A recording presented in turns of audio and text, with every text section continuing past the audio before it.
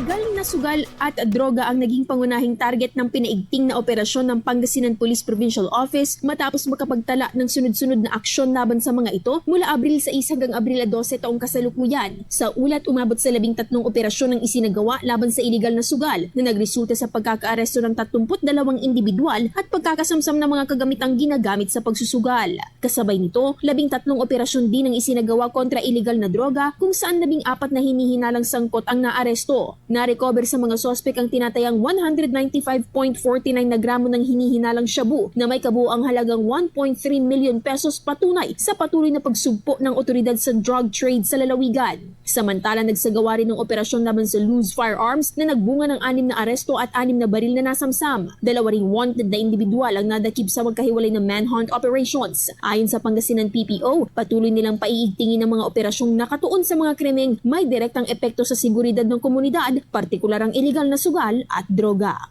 Kasama mula rito sa IFM Dagupan, ito si Idol Joanna De Vera, Tatak IFM.